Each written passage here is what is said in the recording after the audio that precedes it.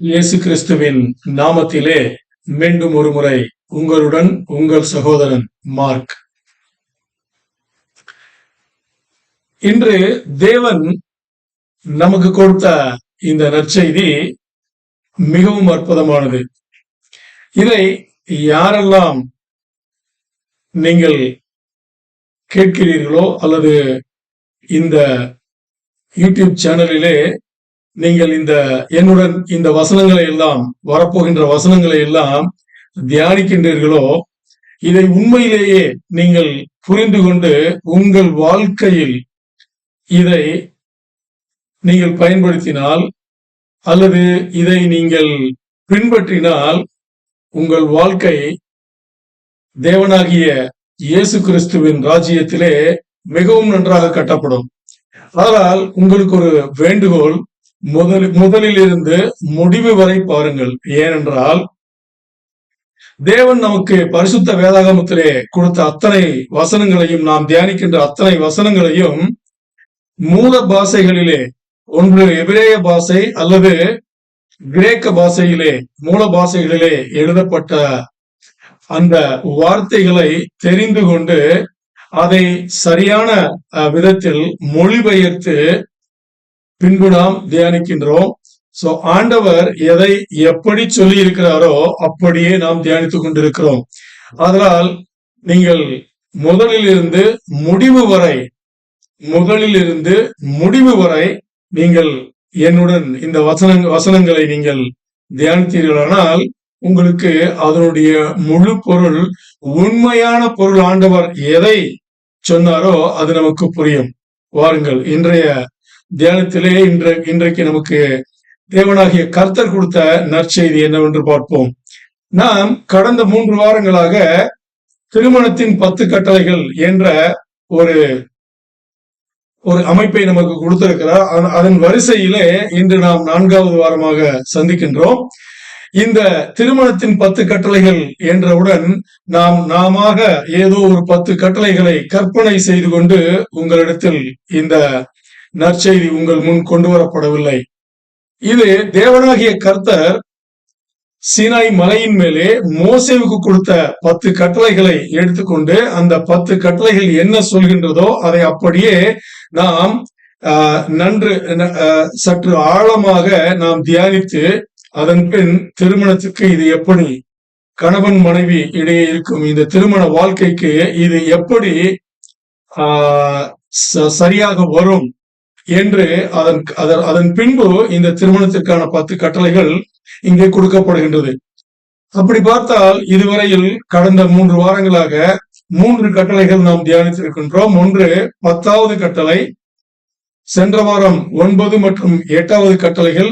இந்த 3ஐயும் நாம் தியானித்து விட்டோம். இன்று நாம் தியானிக்க போகின்ற கட்டளைகள் 7 மற்றும் 6 என்னவென்று பார்ப்போம்.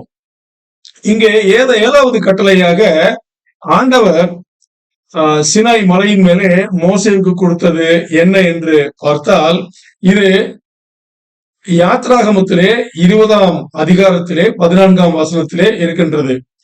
இந்த 10 கட்டளைகளும் தெரியாதவர்களுக்கு சொல்லுகின்றேன். 10 கட்டளைகளும் யாத்ராகமத்திலே 20வது அதிகாரம் 3வது வசனம் முதல் 17ஆம் வசனம் வரை நீங்கள் வாசித்தீர்களானால் இந்த 10 கட்டளைகளும் அங்கே குறிப்பிடப்பட்டிருக்கும்.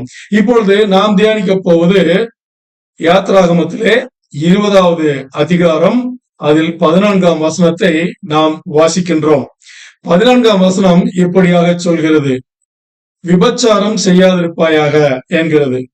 விபச்சாரம் செய்யாதிருப்பாயாக என்று இங்கு சொல்லப்படுகிறது. அப்படி என்றால் விபச்சாரம் என்றால் என்ன என்பதை பார்ப்பதற்கு முன்னால், ஒருவேளை நீங்கள் யாராவது உங்களுடைய பழைய வாழ்க்கையிலே இந்த விபச்சாரத்தில் ஈடுபட்டிருந்தால், விபச்சாரம் என்பது, முதலில் அதை சொல்லிவிடுவோம், இல்லை என்றால் புரியாமல் போகலாம். விபச்சாரம் என்பது திருமணமான கணவன் மனைவி,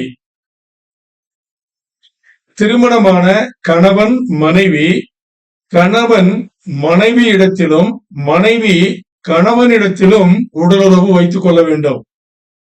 கணவன் மனைவியிடத்தில் அல்லாமல் அல்லது மனைவி கணவனிடத்தில் அல்லாமல் வேறொருவரிடம் இந்த உடலை வைத்து உறவு கொள்ளும் போது அது விபச்சாரமாகிறது. இது இரண்டு விதங்களில் கூறலாம். இதை நாம் பின்னால் பார்ப்போம். இப்பொழுது இந்த மாதிரி ஒரு ஒரு ஒரு பாவத்தில் யாராவது நீங்க உங்களுடைய பழைய வாழ்க்கையிலே ஈடுபட்டிருந்தீர்களானால் அது மன்னிக்க முடியாத பாவம் என்று ஒன்று அல்ல, இது மன்னிக்க கூடிய பாவமே என்று இங்கே நீங்கள் புரிந்து கொள்ள வேண்டும்.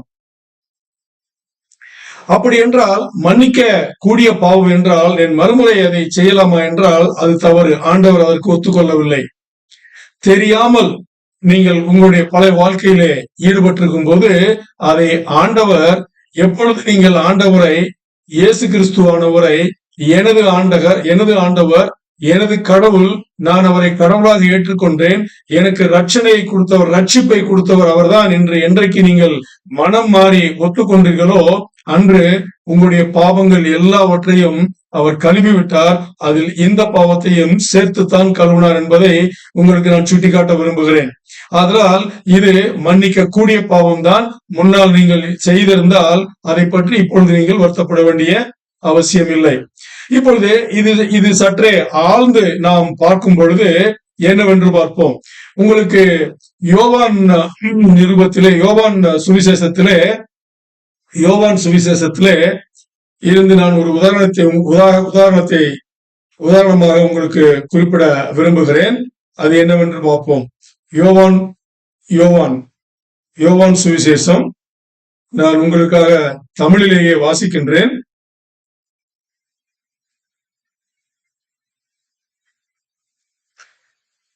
யோவான் அதிகாரம் 3 17 வசனம். யோவான் அதிகாரம் 3 வசனம் 17. இப்பொழுது நாம் அனைவருக்கும் மனப்பாடமாக எல்லோருக்கும் தெரியும் யோவான் 3:16. இது சாதாரணமாக நம்ம குழந்தைகளுக்கு மெமரி வேர்ஸ் என்று சொல்லுவோமே, மனப்பாடமாக சொல்வது. சோ அதில் இது வரும்.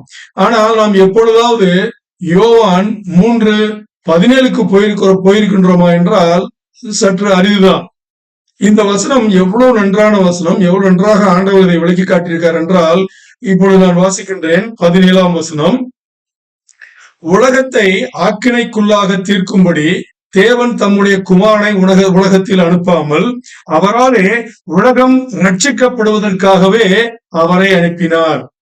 இப்ப உங்களுக்கு புரிஞ்சிருக்கும், இந்த வசனத்தை நீங்க படிச்சிருப்பீங்க, உங்களுக்கு புரிஞ்சிருக்கும். என்னன்னா, தேவனாகிய கர்த்தர் தனது குமாரனை இயேசு கிறிஸ்துவை இந்த உலகத்திற்கு அனுப்புனதுக்கு காரணம் இந்த உலகத்துல யாரெல்லாம் என்ன பாவம் பண்றாங்க, என்ன தப்பு பண்றாங்க, இவங்க எல்லாமே தண்டிச்சு அவங்களை அழிச்சிட்டு வா அப்படின்னு அனுப்பல. ஏற்கனவே இயேசு கிறிஸ்து வந்துட்டு போயிட்டாரு.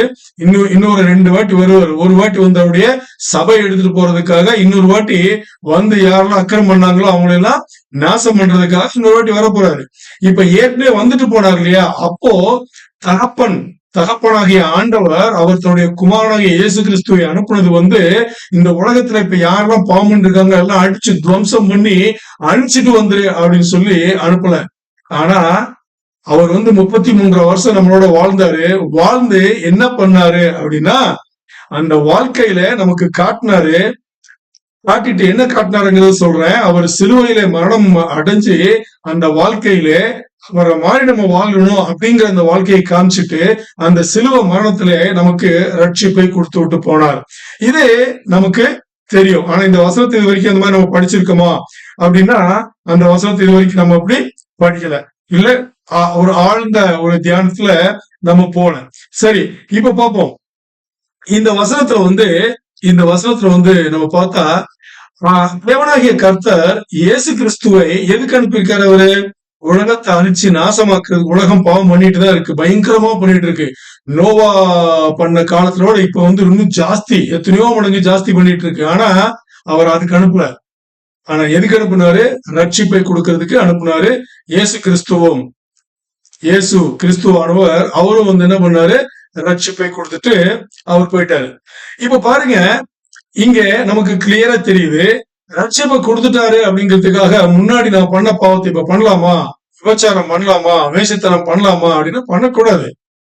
அவர் உங்களை நீங்க பண்ண தப்புல இருந்து எடுத்துட்டாரு ஒழிய திரும்ப அந்த தப்பு பண்ணுங்க லைசன்ஸ் கொடுத்துட்டு போல, லைசன்ஸ் கொடுக்கறதுக்காக ஒரு வரவும் இல்ல, திரும்ப தப்பு பண்ணாதீங்க அப்படின்னு சொல்றாரு. ஏன்னா அவரோட வாழ்க்கையை இங்க எப்படி வாழ்ந்தாரோ அவருடைய வாழ்க்கையை போல் ஒரு வாழ்க்கையை நீங்கள் வாழுங்கள் அப்படின்னு சொல்லிட்டு தான் அவரே போயிருக்காரு.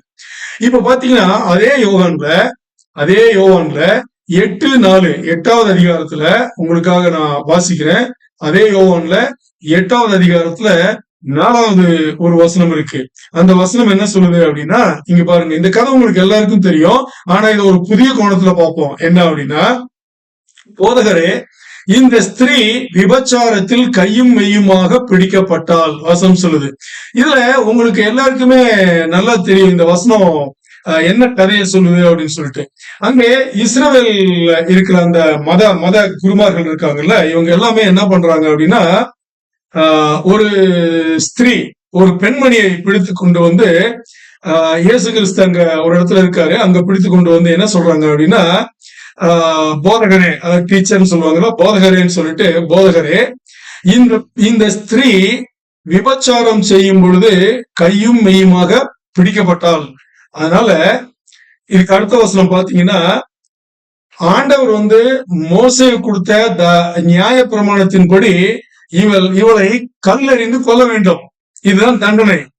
ஆனால் நீங்கள் என்ன சொல்கிறீர்கள் அப்படின்னு சொல்லிட்டு 5வது வசனத்துல நீங்க என்ன சொல்றீங்க அப்படின்னு கேட்டாங்க. இப்போ இவங்க கேட்டது வந்து அவருடைய உள்நோக்கம் அவருக்கு புரியும். யாருக்கு? இயேசு கிறிஸ்துவானவருக்கு அவருடைய உள்நோக்கம் புரியும். இயேசு கிறிஸ்துவ மாட்ட வைக்கணுங்கிறதுக்காக, அதாவது இவர் என்ன சொன்னாலும் மாட்ட வைக்கலாம் அப்படிங்கிற மாதிரி கொண்டு வந்து நிறுத்தினாங்க. இது நல்லா பாத்துக்கோங்க. கையும் மெய்யுமாக பிடிக்கப்பட்ட பெண்மணியை கொண்டு வந்தாங்களே ஒழிய அந்த கையும் மெய்யுமாக பிடிக்கப்பட்ட ஆண்மகனை கொண்டு வரவில்லை. புரிஞ்சுக்கோங்க. இப்போ இயேசு கிறிஸ்துவானவருக்கு புரிஞ்சு ஏன் கொண்டு வந்தாங்கன்னு. இப்போ உங்க கேட்ட கேள்வி என்ன? மோசேக்கு கொடுத்த நியாய பிரமாணத்திலே இந்த பெண்மணி கல்லால் எரிந்து கொல்லப்பட வேண்டும், இதுதான். நீங்க என்ன சொல்றீங்க அப்படின்னு கேட்டாங்க. அப்போ இயேசு கிறிஸ்து வந்து இயேசு கிறிஸ்துவான 2 பதில் சொல்லலாம். கரெக்ட் தானே? மோசே கொடுத்ததுல ஆண்டவர் சொல்லிட்டாருல, கொன்னுருங்க அப்படின்னு சொல்லலாம். அப்படி கொன்னுருங்க அப்படின்னு சொல்லிட்டா அப்போ என்ன சொல்லுவாங்கன்னா, அப்ப ரோம சாம்ராஜ்யத்துக்கு போய் ரோம சக்கரத்துட்டு என்ன சொல்லுவாங்க, இந்த மாதிரி அவர் சொல்றாரு, அவர் இஷ்டத்துக்கு அவரு நீங்க பண்ண வேண்டிய ரூலிங்க வந்து ஆட்சியை வந்து அவர் எடுத்து பண்ணிட்டு இருக்காரு அப்படின்னு மாட்டி விடலாம். இல்லைன்னா இவர் வந்து கருணை உள்ளவர், கிருபை உள்ளவர், அன்பானவர், சிநேகம் கொள்வோர் அப்படின்னு சொல்லிட்டு இவங்க நினைச்சு என்ன ஆன்சர் எதிர்பார்த்திருக்கலாம், விட்டுருங்கன்னு சொல்லிருக்கலாம். விட்டுருங்கன்னு சொன்னா அப்ப நாங்க நியாய பிரமாணம் தெரியாதவங்களா, அதை எப்படி விட்டுருன்னு சொல்லலாம் அப்படின்னு கேட்கலாம். இப்போ இயேசு கிறிஸ்துவானவர் வந்து 2க்கும் இடம் கொடுக்காம ஒன்னு சொல்றாரு. என்ன சொல்றாருன்னா, பார்த்துட்டு எல்லாத்தையும் பார்த்துட்டு இவங்க சொல்லிட்டு இருக்காங்க. சொல்லிட்டு இருக்கும்போது அப்போ இயேசு கிறிஸ்துவானவர் சொல்றாரு, உங்களில் யார் பாவம் செய்யவில்லையோ அவன் முதல் கல்லை எரியட்டும் அப்படின்னாரு. அதாவது நீங்க ஊரே வந்த மாதிரி வந்தாங்க, அந்த இடத்துல அப்படிதான் இருக்கு, ஊரே வந்துட்டாங்க அப்படின்னு சொல்லிட்டு. ஏன்னா ஊரே சேர்ந்து வந்தது வந்து அந்த பெண்மணியை பிடிச்சு கொடுக்கணும் இல்ல, இயேசு கிறிஸ்துவானவர் வந்து பிடிச்சிடணும் எப்படியாவது அப்படின்னு. சோ இங்கே உங்களில் யார் இதுவரையில் பாவம் செய்யவில்லையோ அவன் முதல் கல்லை எரியலாம் அப்படின்னு சொல்லிட்டு அவர் பாட்டு குனிஞ்சு தரையில எழுதிட்டு இருந்தாரு. ஓகே, இப்போ கொஞ்ச நேரம் கழிச்சு தலை தூக்கி பாக்குறாரு. அதுக்கு முன்னாடி அவர் தலை குனிஞ்சிட்டு இருக்கும்போது என்ன நடக்குது அப்படின்னா, பெரியவங்களா இருக்காங்களா, வயசுல பெரியவங்க, இவங்க எல்லாமே இவர் சொன்னதோட அர்த்தத்தை புரிஞ்சுக்கிட்டு உடனே அங்க இருந்து கிளம்ப ஆரம்பிச்சிட்டாங்க. அவங்களுக்கு புரிஞ்சிடுச்சு. ஆனா கொஞ்சம் வயசு பசங்க இருப்பாங்கல்ல, இவங்களுக்கு கொஞ்சம் லேட்டா புரிஞ்சது. சோ அவங்களும் என்ன பண்ணிட்டாங்க, கிளம்ப ஆரம்பிச்சிட்டாங்க. இப்ப கொஞ்ச நேரத்துல இயேசு கிறிஸ்துவானவர் தலையை மேல் தூக்கி பார்க்கிறார். அப்படி பார்க்கும்போது அங்க யாருமே இல்லை. ஆனா ஒரே ஒரு ஆள் மட்டும், யாரு? அந்த பெண்மணி மட்டும், விபச்சாரம் செய்ததாக கையும் மையுமாக பிடிக்கப்பட்ட அந்த பெண்மணி மாத்திரம் அங்க நின்றுட்டு இருக்காங்க. அப்போ இயேசு கிறிஸ்து கேக்குறாரு, என்னம்மா உன்னைய தண்டிக்கிறதுக்கு இங்க யாருமே இல்லையா அப்படின்னு கேட்கிறாரு. அப்போ 11வது வசனத்துல, இதே யோவான் 8ஆம் அதிகாரத்துல 11ஆம் வசனத்துல அந்த பெண்மணி பேச ஆரம்பிக்கிறாள். 11ஆம் வசனம் என்ன சொல்லுது பாருங்க. அதற்கு அவள், இல்லை ஆண்டவரே என்றாள். என்ன சொல்றாங்க? அதற்கு அவள், இல்லை ஆண்டவரே என்றாள். இங்க பாருங்க, இந்த வசனத்துல 11ஆம் வசனத்துல ஒரு முக்கியமான விஷயம். அதற்கு அவள் இல்லை, ஆண்டவரே என்றால். ஆண்டவரே அப்படிங்கிற ஒரு வார்த்தைய அந்த பெண்மணி பயன்படுத்துற மாதிரி அங்க அங்க காமிச்சிருக்கு. இப்போ நார்மலா மனசு மாறி ஞானஸ்தானம் எடுத்தா ஆண்டவரை ஒத்துக்கிறது, ஆண்டவர் என்னுடைய சொந்த ஆண்டவர்னு. இங்க அந்த பெண்மணி பண்ணது எவ்வளவு பெரிய பாவமா இருந்தாலும், உண்மையே பண்ணியிருந்தாலும், அந்த பெண்மணி பாவம் பண்ணியிருந்தாலும், இங்கே இயேசு கிறிஸ்துவை ஆண்டவர் என்று ஒத்துக்கொண்ட காரணத்தினால் அவருடைய பாவங்கள் மன்னிக்கப்பட்டது. ஒரே வார்த்தை ஆண்டவரே என்றால் அவருடைய பாவங்கள் அங்கே மன்னிக்கப்பட்டது. இப்ப 11ஆம் வசனம் இன்னும் என்ன சொல்லுது? ஆண்டவரே என்றால் இயேசு அவளை நோக்கி நானும் உன்னை ஆக்கினைக்குள்ளாக தீர்க்கிறதில்லை. இங்க இவ்வளவு ஊர் மொத்தம் வந்துச்சுல, இவங்க யாருமே உனக்கு தண்டனை கொடுக்கலையா அப்படின்னு கேட்டது. அதான் ஆக்கினைன்றது. தண்டனை கொடுக்கலையா அப்படின்னு கேட்ட இயேசு அந்த பெண்மணி இல்லை ஆண்டவரே அப்படின்னு சொல்லி முடிச்ச உடனே இயேசு அவளை நோக்கி என்ன சொன்னாங்க? நானும் உன்னை அந்த ஆக்கினைக்குள்ள அந்த தண்டனைக்கு கொடுக்கறதுக்கு நான் அந்த மாதிரி உன் மேல தீர்க்க போறது இல்ல, நீ போலாம் அப்படின்னு சொல்லிட்டு ஒன்னு சொன்னார் பாருங்க. ரொம்ப நல்லா சொன்னார். என்ன சொன்னார் தெரியுமா? இனி அந்த பாவத்தை செய்யாதே என்றார். இனிமே அந்த பாவமான வாழ்க்கைக்கு நீ போகாதே அப்படின்னு சொல்லி அங்க அனுப்புற மாதிரி இருக்கும். யோசிச்சு பாருங்க. இயேசு கிறிஸ்துவை தேவனாகிய கர்த்தர் இந்த உலகத்திற்கு அனுப்புனது இந்த உலகத்துல இருக்கிற பாவங்கள் யாரெல்லாம் செய்யறாங்களோ அவங்கள தண்டனை பண்ணி அழிச்சு நாசம் பண்ணிட்டு வர்றதுக்கு அனுப்பல. ஆனா எதுக்கு அனுப்பிச்சாரு? அவர் இந்த உலக மக்கள், பாவம் செய்த இந்த உலக மக்கள் எல்லாருக்குமே ரட்சிப்பை கொடுக்கறதுக்காக அனுப்பப்பட்டார். அவரும் அவருடைய வேலையை முடிச்சுட்டு போனார். இப்போ பாத்தீங்கன்னா இங்க இயேசு கிறிஸ்துவானவர் பாவ மன்னிப்பை கொடுத்திருக்கிறார். வேற ஒண்ணும் கொடுக்கல, பாவ மன்னிப்பை கொடுத்துட்டு போயிருக்கார். இந்த பாவ மன்னிப்பு ஒரு சிறப்பான வாழ்க்கையை நமக்கு கொண்டு வருவதாக இருக்கிறது. இப்போ இவ்வளவு நேரம் இதெல்லாம் கேட்டோம் இல்லையா? இந்த தியானத்துல கேட்டோம் இல்லையா? இந்த வசனங்கள்லாம் பார்த்தோம் இல்லையா? இப்போ இந்த 7வது கட்டளை இருக்குல்ல, திருமணத்தில் 7வது கட்டளை இருக்கு இல்லையா? இத இன்னொரு வாட்டி சினாய் மலையின் மேலே ஆண்டவர் மோசே கொடுத்த 7வது கட்டளை ஒரு வாட்டி ஞாபகத்துல வச்சுட்டு அதுக்கப்புறம் நம்ம கொஞ்சம் மூவ் பண்ணுவோம். என்ன அப்படின்னு பார்த்தா 7வது கட்டளை என்ன? யாத்ராகமம் 20ஆம் அதிகாரம் 14ஆம் வசனம், விபச்சாரம் செய்யாதிருப்பாயாக அப்படின்னு சொல்லிட்டு. இங்க பாருங்க, விபச்சாரம் அப்படிங்கிறது ஒரு பாவம். பாவம்னா சின்ன பாவம் இல்ல, பெரிய பாவம். இந்த பெரிய பாவத்தை நீங்க செய்ய வேண்டாம் அப்படின்னு சொல்லிட்டு அங்க யாத்ராகம் 20வது அதிகாரம் 14ஆம் வசனத்துல சொல்லப்பட்டிருக்கு. இந்த செக்சுவல் சின் அப்படின்னு சொல்றோம் இல்லையா? அதாவது பாலியல் பாவம் அப்படிம்பாங்க. பாலியல் பாவம் பாவம்னு ஏன் சொல்றோம் அப்படின்னா, ஆண்பால் பெண்பால், ஆண் மகன்களை எல்லாம் குறிக்கிறது ஆண்பால், பெண் மகள்களை எல்லாம் குறிக்கிறது பெண்பால். இந்த ஆண் பாலில் இருக்கிற ஒரு ஆணும் பெண் பாலில் இருக்கிற ஒரு பெண்ணும் இருவரும் இணைந்து திருமணம் செய்து கொண்டால் அவர்கள் கணவன் மனைவி ஆகிறார்கள். இந்த கணவன் மனைவி இடையே இருக்கும் உடல் உறவு, இந்த உடல் உறவு இந்த கணவன் இந்த மனைவிக்கு மட்டுமே. அதாவது இந்த கணவன் தனது உடலையும் அதன் சம்பந்தப்பட்ட உறவுகளையும், இந்த மனைவி என்பவள் தனது உடலையும் தனது உடல் சம்பந்தப்பட்ட உறவுகளையும் இவர்கள் 2 பேரிடத்தில் மாத்திரமே வைத்துக் கொள்ள வேண்டும். நன்றாக புரிந்து கொள்ளுங்கள். இந்த கணவன் மனைவி இந்த 2 பேருமே இவருடைய உடல் மற்றும் உறவுகள் அனைத்தையும் இவர்கள் 2 பேர் அல்லாமல் வேறு எவரிடமாவது வைத்துக் கொண்டால் இதை விபச்சாரம் என்று பரிசுத்த வேதாகமும் கூறுகிறது. இது விபச்சாரம். இப்பொழுது இந்த விபச்சாரம், இதுதான் பாலியல் பாவம் என்று சொல்கிறோம். இந்த விபச்சாரத்திலே 2 விதமாக இருக்கிறது. ஒன்று வேசித்தனம், வேசிக்கல்லர்கள் செய்யும் விபச்சாரம். இன்னொன்று திருமணம் ஆனதற்கு அப்புறம் செய்வது. இந்த வேசித்தனம், வேசிக்கல்லர்கள் என்று இதே பரிசுத்தாகமத்திலே குறிப்பிடப்பட்டிருக்கிறது. பின்னால் பார்ப்போம். இது எந்த மாதிரி பாவம் என்றால், கல்யாணத்திற்கு முன்னால் ஒரு ஆண்மகனோ ஒரு பெண்மகனோ யாரிடமாவது இந்த உடல் உறவை வைத்துக் கொண்டால் இது இவர்கள் வேசிக்கல்லர்கள் என்று அழைக்கப்படுகிறார்கள். அப்படியே கல்யாணம் ஆனதற்கு அப்புறம் கணவன் மனைவி ஆனதற்கு அப்புறம் இந்த திருமண உறவிலே இவர்கள் தங்கள் உடலையும் சம்பந்தமான உறவுகளையும் இவர்கள் அல்லாமல் வேறொரு நபரிடத்தில் வைத்துக் கொண்டால் அது விபச்சாரம் என்று இங்கு அழைக்கப்படுகிறது.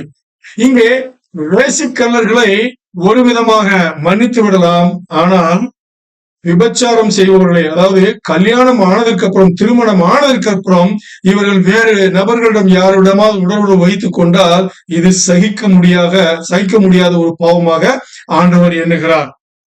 அதனால் அப்படி ஒரு பாவத்தை நாம் செய்ய வேண்டாம். ஏனென்றால் பரிசுத்த வேதாகமும் எல்லா பாவங்களையும் ஒரே மட்டத்தில் இருந்து பார்ப்பதில்லை. ஆண்டவர் ஒவ்வொரு பாவத்திற்கும் வேறொரு அளவை வைத்திருக்கிறார், அளவுகோலை வைத்திருக்கிறார். அந்த அளவுகோலிலே உச்சஸ்தாயிலே மிகவும் மேலாக இருக்கின்ற பாவங்களில் ஒன்றாக இந்த பாலியல் பாவம் வருகிறது. அதாவது கணவன் மனைவி அவர்களிடத்தில் அவர்கள் மட்டுமே வைத்துக் கொள்ள வேண்டிய உடலுறவு, இந்த ஒரு உறவை இவர்கள் வெளியிடத்தில் வைத்துக் கொண்டால் அது மிக கொடிய பாவமாக கருதப்படுகிறது. இப்பொழுது பாருங்கள், இதற்கு நாம் ஒரு உதாரணம் எடுத்துக்கொள்ள வேண்டும் என்றால், ஆதியாகமத்திலிருந்து நமக்கு தெரிந்த ஒரு பகுதியிலிருந்து நாம் உதாரணத்தை எடுத்துக்கொள்ளலாம். உங்களுக்கு ஆதியாகமம் என்றவுடன் நமக்கு ஆதியாகமத்திலே நமக்கு 39ஆம் அதிகாரம் என்று எடுத்துக்கொண்டால் அது யோசேப்பை பற்றியதாக இருக்கும். இப்பொழுது அந்த ஆதியாகமம் 39ஆம் அதிகாரம் 9வது வசனம் உங்களுக்காக நான் படிக்கின்றேன். இப்பொழுது பாருங்கள், இந்த வீட்டிலே என்னிலும் பெரியவன் இல்லை. நீ அவருடைய மனைவியா இருக்கிறபடியால் உன்னை தவிர வேறொன்றையும் அவர் எனக்கு விலக்கி வைக்கவில்லை. இப்படி இருக்க நான் இத்தனை பெரிய பொல்லாங்குக்கு உடன்பட்டு தேவனுக்கு விரோதமாய், நன்றாக கவனியுங்கள், தேவனுக்கு விரோதமாய் பாவம் செய்வது எப்படி என்றான். இந்த கதை உங்களுக்கு தெரியும். அதாவது நிஜமான கதை, யோசேப்பு வாழ்க்கையில நடந்த கதை. என்ன கதை அப்படின்னு பாத்தீங்கன்னா உங்களுக்கு தெரிஞ்சதுதான். ஆனா பாருங்க எப்படி வருது அப்படின்னு பாருங்க. ஆண்டவர் நமக்கு எப்படி கொடுக்குறாரு அப்படின்னு பாருங்க. யோசேப்பு பொட்டிஃபார் இருக்கார்ல, அந்த பொட்டிஃபாரோட மனைவி யோசேப்பு மேல ஒரு கண்ணு வச்சுக்கிட்டு யோசேப்பு கூட எப்படியாவது உடலுறவு வச்சுக்கணும் அப்படின்னு ஆசைப்பட்டு, தப்பான ஆசை, அந்த ஆசைப்பட்டு இந்த அம்மா அவரை கூப்பிடுது, அந்த உடலுறவு வச்சுக்கிறதுக்காக கூப்பிடும் போது இந்த யோசேப்பு அந்த பொட்டிஃபார் மனைவி இருக்காங்களே அவங்க கிட்ட, அந்த பெண்மணி கிட்ட சொன்னதான் இப்ப நம்ம வாட்சி காமிச்சது.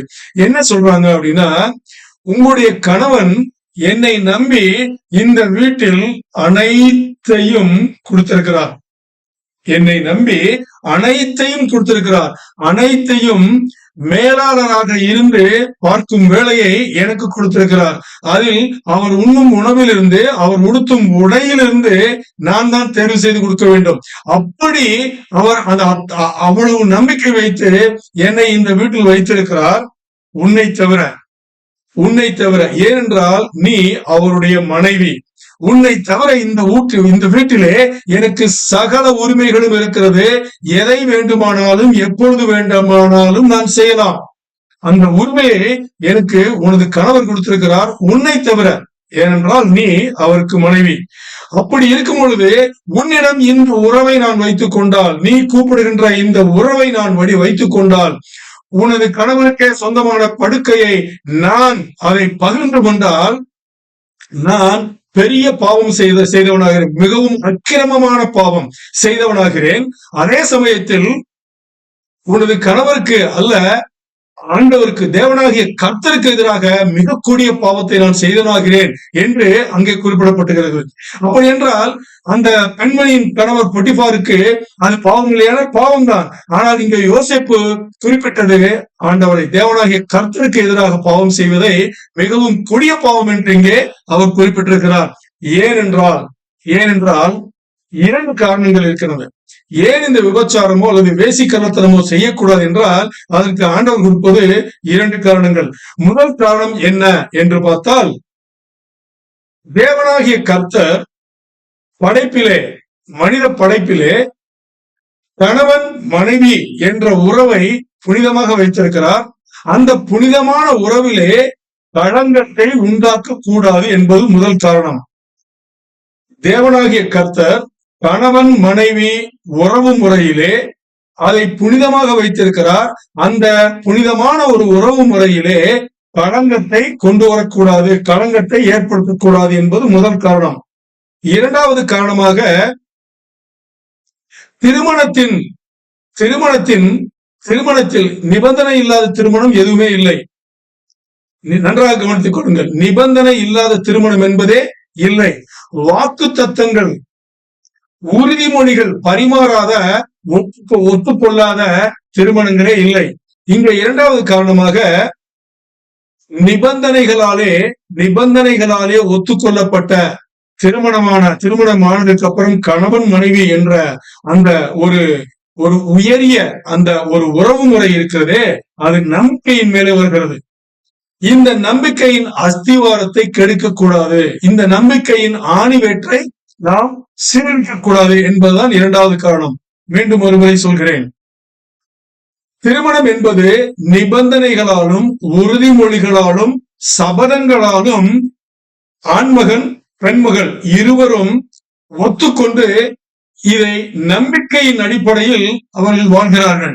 இந்த நம்பிக்கையின் ஆணிவேரை அஸ்திவாரத்தை சீரழிப்பதாக இது இருக்கிறது. எது? இந்த விபச்சாரமும் இந்த கள்ளத்தனமும். ஆனால் ஆண்டவர் இதை ஒத்துக்கொள்வதில்லை. இப்பொழுது முதலாவது காரணத்தை நாம் சற்றே ஆழ்ந்த விதத்திலே தியானித்து பார்ப்போம் என்றால், முதலாவது காரணத்தை மீண்டும் ஒருமுறை சொல்கிறேன். முதலாவது காரணம், ஆண்டவர் படைக்கப்பட்ட கணவன் மனைவி உறவு முறை. அந்த உறவு முறை, திருமண உறவு முறை, கல்யாண உறவு முறை, அந்த உடல் உறவு முறை என்று இருப்பதே, இதை ஆண்டவர் புனிதமாக படைத்திருக்கிறார். இந்த புனிதமான கணவன் மனைவி இடையே இருக்கும் இந்த உறவை களங்கப்படுத்தக்கூடாது, களங்கப்படுத்த வேண்டாம் என்பதுதான் ஆண்டவருடைய முதல் காரணமாக இருக்கிறது. எப்படி என்று பார்ப்போம். இதற்கு பரிசுத்த வேதாகமத்தின் ஒரு எபிரேயருக்கு எழுதிய நிருபத்திலிருந்து ஒரு வசனத்தை எடுத்துக்கொள்வோம். இந்த ஒரு வசனத்தை நாம் மீண்டும் மீண்டும் தியானிப்போம். எப்படி என்றால், இந்த வசனத்தை எழுதியவர்கள் என்றால் மூல பாஷையில எழுதியவர்கள் அல்ல, மூல பாஷையிலிருந்து இதை மொழிபெயர்த்தவர்கள் இருக்கிறார்களே, இவர்கள் பயன்படுத்திய வார்த்தைகள் நமக்கு சரியான அர்த்தத்தை கொடுக்காமல் இருக்கின்றது. அதாவது மொழிபெயர்ப்பாளர்கள் அவர்கள் தவறும் அல்ல. மொழிபெயர்ப்பாளர்கள் என்ன செய்தார்கள் என்றால், நேரடியாக சொல்ல வேண்டிய ஒரு விஷயத்தை அவர்கள் சற்று நாகரிகமாக சொல்வதற்காக வேறு சில சொற்களை அவர்கள் பயன்படுத்தியதால் நமக்கு படித்தவுடன், நாம் தியானித்தவுடன் அது நமக்கு புரிவதில்லை.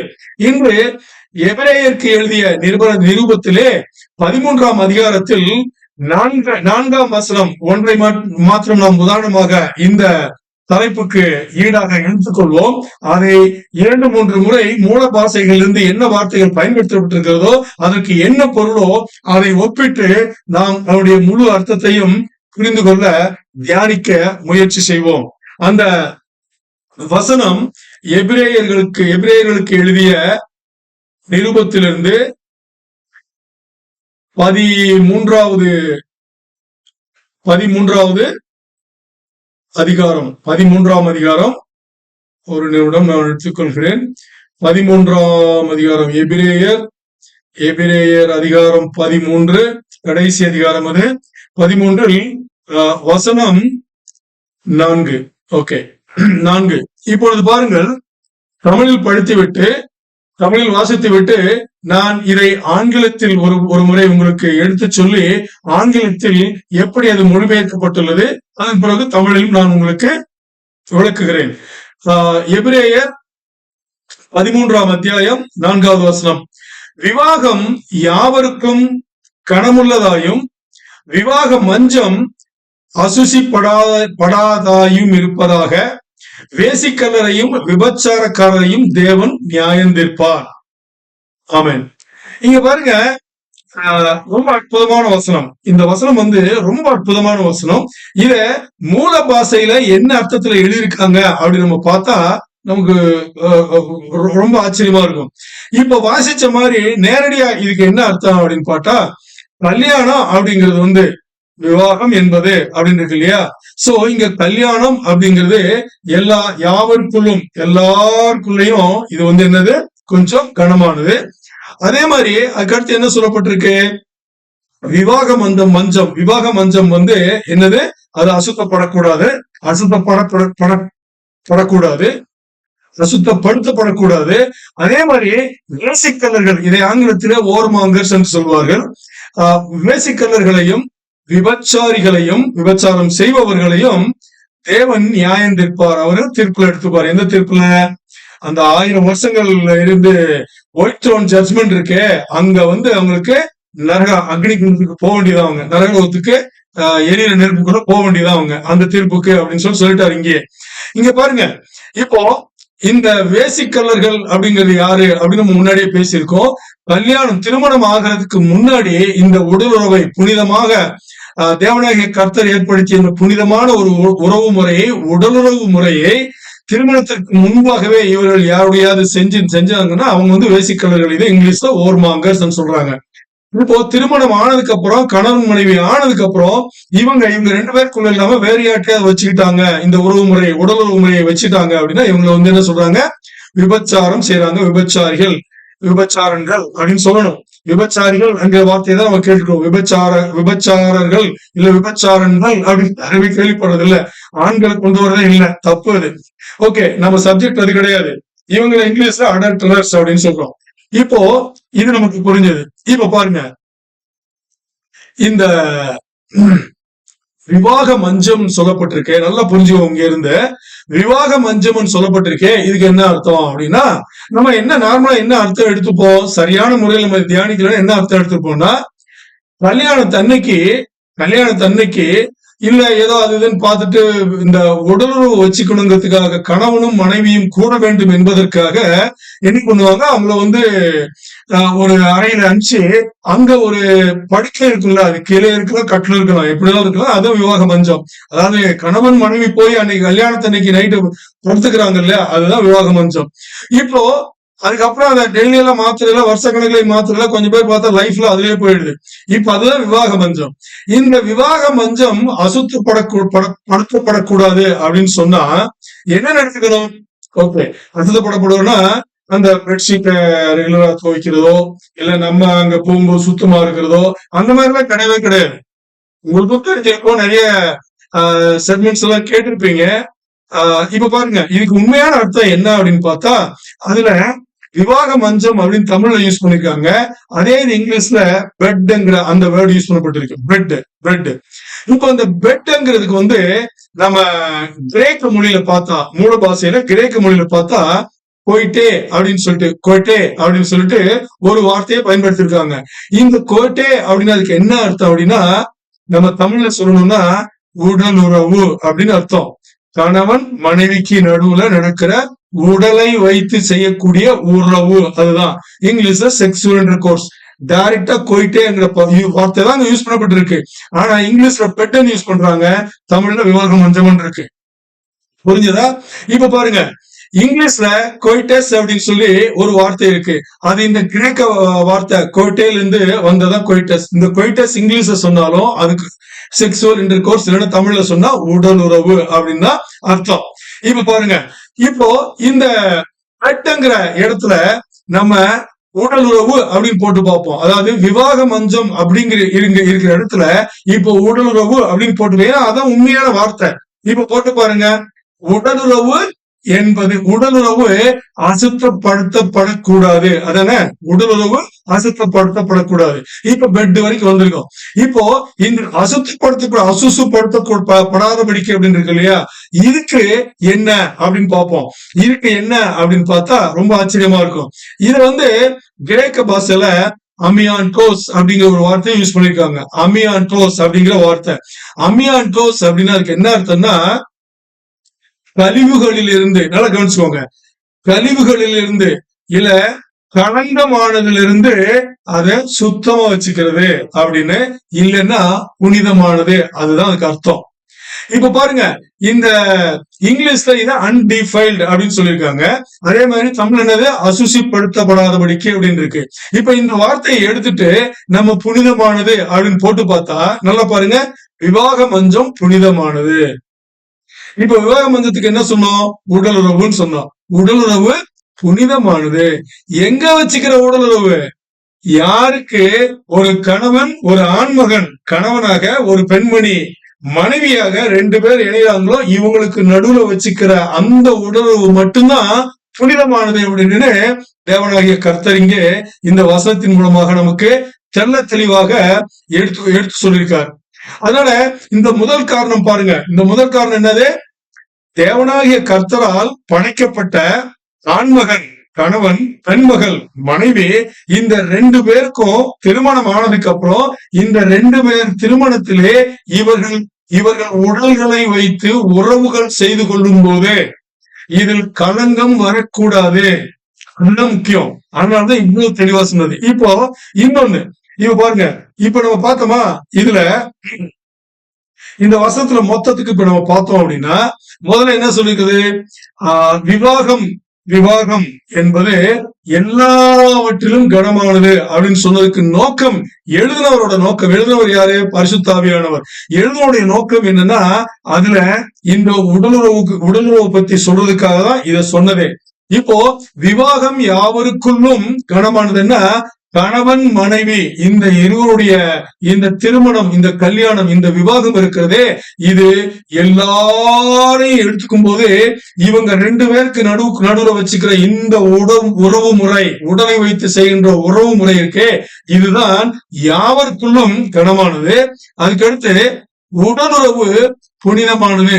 விவாக மஞ்சம் அசூசிப்படுத்தப்படாதிருப்பதாக அப்படின்னா உடலுறவு புனிதமானது அப்படின்னு இங்க வந்துச்சு. இப்ப மொத்த வசனத்தை பாருங்க, எவ்வளவு அழகா சொல்லியிருக்காங்க. கணவன் மனைவி இவங்களுக்கு நடுவுல இவர்கள் உடலை வைத்து இவர்கள் செய்யும் எல்லா உறவுகளும் அது உடலுறவு தான். உடலுறவு, இந்த உறவு கணவன் மனைவி இடத்தில் மட்டும், கல்யாணமான கணவன் மனைவி இடத்தில் மட்டும்தான் வைத்துக் கொள்ள வேண்டும், வெளியே வைத்துக் கொள்ள. ஏன்னா இந்த உடலுறவு எப்ப ஆண்டவர் புனிதம் சொன்னார்னா, ஒரு ஆண்மகன் கணவனாக, ஒரு பெண்மகள் மனைவியாக இவங்களுக்குள்ள இருக்கிற வரைக்கும் தான் இது புனிதமானது. இது தாண்டி வெளியே போகும்போது இது புனிதமானது அல்ல. ஏன்னா இங்கிலீஷ்ல இந்த விபச்சாரம் அப்படின்றது இல்லையா, இது அடல்ட்ரி அப்படின்னு சொல்றாங்க. இதை செய்யறவங்கள விபச்சாரிகள், விபச்சாரம் செய்பவர்கள் சொல்றாங்க.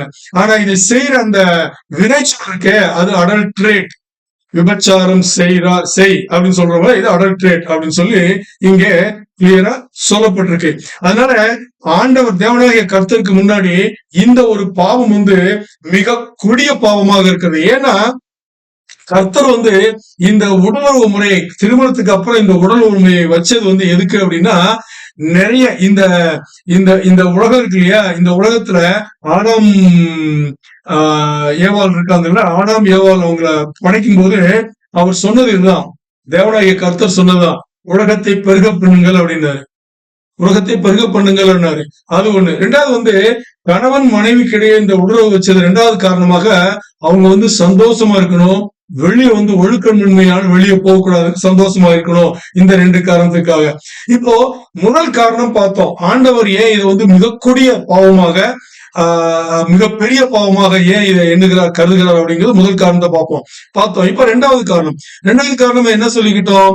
ரெண்டாவது காரணம் திருமணம் என்பது நிபந்தனைகளுக்கு உட்பட்டது. திருமண நாளிலே ஒரு கணவன் ஒரு மனைவி அவர்கள் இருவருக்கிடையே பகிர்ந்து கொள்ளக்கூடிய சபதங்கள், உறுதிமொழிகள், நிபந்தனைகள். இதுல என்னன்னா ஒரு நம்பிக்கை. இந்த நம்பிக்கையில தான் அவங்க இந்த வாழ்க்கைய எடுத்துட்டு போறாங்க. இந்த நம்பிக்கையோட அஸ்திவாரம், ஆணிவேர் இருக்கே, அதை குறைச்சி மதிப்பிடுற மாதிரி இருக்கு. இது ரெண்டாவது காரணம். எது? விபச்சாரமும் வேசிக்கள்ளத்தனமும் இதை குறைச்சி மதிப்பிடுறதா இருக்கு. அந்த ஆணிவேரையே தூக்கிடுது. அதனால இப்ப நீங்க பாத்தீங்க, இந்த ரெண்டாவது காரணத்துக்காக நம்ம பார்த்தா நிபந்தனைகள், உறுதிமொழிகள், சபதங்கள் அப்படிலாம் சொல்றோம்ல. நல்லா யோசிச்சு பாருங்க. நமக்கு சபையில நம்ம இப்ப யாரெல்லாம் இங்க கேட்டுட்டு இருக்கீங்களோ இல்ல பின்னாடி யாரெல்லாம் கேட்க போறீங்களோ, சபையில நடக்கிற திருமணங்கள்லாம் எப்படி நடக்குது அப்படின்னு நம்ம பார்ப்போம் ஒரு வாட்டி. உண்மையிலேயே ஒரு மூப்பராக இருந்தால், அந்த சபையின் மூப்பராக இருந்தால், அல்லது அந்த சபையில ஒரு பாஸ்டரா அவர் இருந்தார் அப்படின்னா, அவர் சரியான ஒரு மூப்பராக, சரியான பாஸ்டரா, விஷயம் தெரிஞ்ச பாஸ்டரா இருந்தா எப்படி பண்ணுவாங்க அந்த கல்யாணத்தை அப்படின்னா, கல்யாணம் ஆகாத ஒரு ஆண்மகன், கல்யாணம் ஆகாத ஒரு பெண்மகள், 2 பேரும் பெரியவங்க வந்து நிச்சயிச்சிருப்பாங்க. நிறைய பேர் வந்து கல்யாணத்தை பிக்ஸ் பண்றது ஆண்டவர் அப்படின்னு சொல்லுவாங்க. தப்பு. ஆண்டவர் கல்யாணத்தை பிக்ஸ் பண்ண மாட்டார். நல்லா புரிஞ்சுக்கோங்க. ஒரு ஆண்மகனையும் ஒரு பெண்மகளையும், அதாவது மனுஷங்களை ஆண்டவர் பிக்ஸ் பண்ணுவார ஒழிய ஒரு கல்யாணத்தை அவர் பிக்ஸ் பண்ண மாட்டார். அந்த கல்யாணம் நடக்கிறதுக்கு ஒரு ஆண்மகனையும் ஒரு பெண்மகளையும் அவர் பிக்ஸ் பண்ணுவார். அவ்வளவுதான். அவர் கல்யாணத்தை பிக்ஸ் பண்றதுக்கெல்லாம் அவர் கிடையாது. இப்போ இந்த மூப்பர் வந்து ஒரு ஆண்மகன் ஒரு பெண்மகள் 2 பேருமே இப்ப கல்யாணத்துக்கு வந்திருக்காங்க, பண்ணிக்கலாம் அப்படின்னு வந்திருக்காங்க. பெரியவங்க எல்லாம் அரேஞ்ச் கல்யாணம் வச்சுப்போம், வந்திருக்காங்க. அந்த கல்யாணத்தை அவர் எப்படி கொண்டு போவாரு? யாரு? அந்த பாஸ்டர் அப்படிங்கிறவரு எப்படி கொண்டு போவாரு அப்படின்னு பார்த்தா, இங்க இங்க இங்க பாருங்க. ஆண்மகன் ஒரு சைடு, பெண்மகள் ஒரு சைடு, 2 பேர் நின்றுட்டு இருப்பாங்க. அந்த அந்த பாஸ்டர், அந்த மூப்பர் வந்து ஆண்மகன்கிட்ட என்ன ஒரு கேள்வி கேட்கிறாரோ, இல்ல என்ன உறுதிமொழியை சொல்ல சொல்றாரோ, இல்ல என்ன நிபந்தனையை சொல்ல சொல்றாரோ, என்ன சபதத்தை சொல்ல சொல்றாரோ, அதை கேட்டுட்டு அதே விஷயத்த அப்படியே பெண்மணியிடம் கேட்பாங்க. 2 பேருமே ஒத்துக்கிட்டாதான் அந்த கல்யாணம். இங்க பாருங்க. இப்ப முதல்ல சரியான ஒரு சபையில நடக்கிற சரியான மூப்பர் செய்யற கல்யாணம் எப்படி இருக்கும் அப்படின்னு பார்த்தா, ஒரு ஆண்மகனை பார்த்து முதல்ல அதே விஷயத்த பெண்மணிகிட்டையும் ஆண்மகன் என்ன சொல்லுவாரு அப்படின்னா,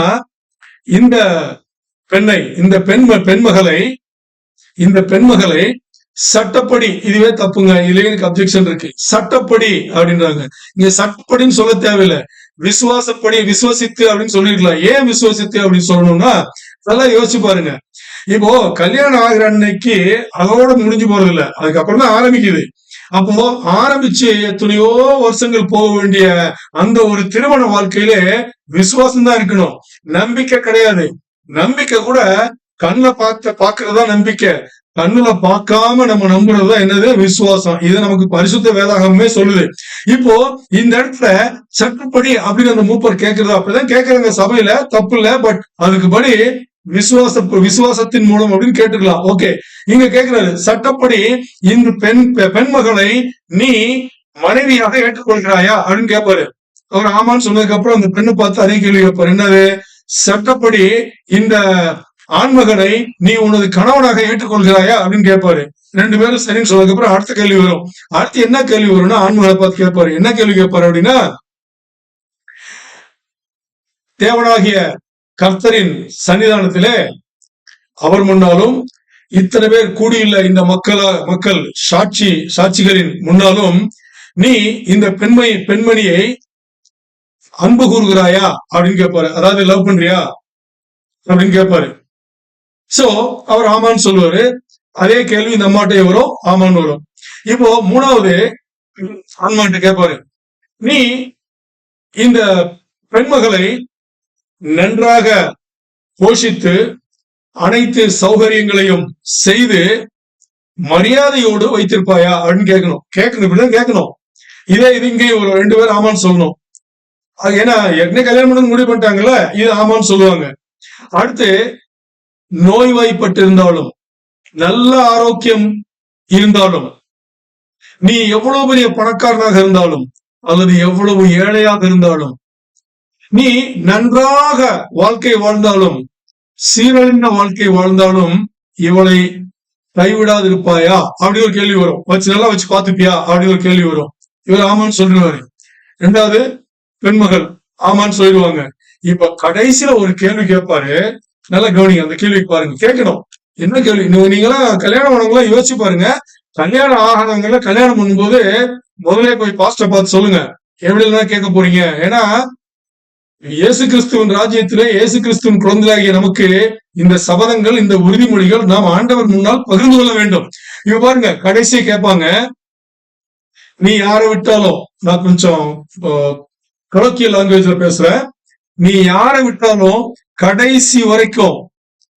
நீ இவளோடே இருக்கணும், நீ இவளோடய இருக்கணும் கடைசி வரைக்கும்னா உன்னுடைய வாழ்நாள் பரியந்த நீ என்ன பண்ணணும், இவள் கூட தான் இருக்கணும், வாழணும் அப்படின்ட்டு. இதே கேள்வி இங்கே வரும். அதாவது நீ யார வேணாலும் விட்டுலாம், ஆனா உன்னை திருமணம் செய்து கொள்ள போகும் இந்த பெண்மணியை நீ கைவிடக் கூடாது. இதே பெண்மணிகிட்டையும் பெண் மகள்கிட்டையும் இந்த ஆண் மகனை நீ கைவிடக் கூடாது, 2 பேரும் சேர்ந்தா இருக்கணும் அப்படின்னு ஒரு கேள்வி கேட்பாங்க. இந்த கடைசியில ஒரு கேள்வி பின்னால கேட்டுக்கோங்க. இதுல என்னன்னா ஒரு ஒரு ஒரு என்ன சொல்லலாம்னா, ஒரு மோசமான விஷயம் என்ன நடக்குது அப்படின்னு பார்த்தா, 2 பேருமே அந்த சமயத்துல மூப்பர் கேள்வி, சரியான மூப்பர் இந்த கேள்வி எல்லாம் கேட்பாரு, இந்த நிபந்தனைகள் பேச சொல்லுவாரு, உறுதிமொழி எடுத்துக்க சொல்லுவாரு. ஆனா சொல்லும் போது இந்த 2 பேருக்குமே இந்த உறுதிமொழிகள் மேல மனசு இருக்கவே இருக்காது. அவங்க ஒரு உலகத்துல கனவு உலகத்துல மிதந்துட்டு இருப்பாங்க. அப்ப உறுதிமொழிகளுக்கு மரியாதை எங்க, மதிப்பு எங்க இருக்கு? அந்த உறுதிமொழிகள் என்னன்னு தெரிஞ்சாதானே அடுத்து அதை வாழ்க்கை மூலம் ஃபாலோ பண்ண முடியும்.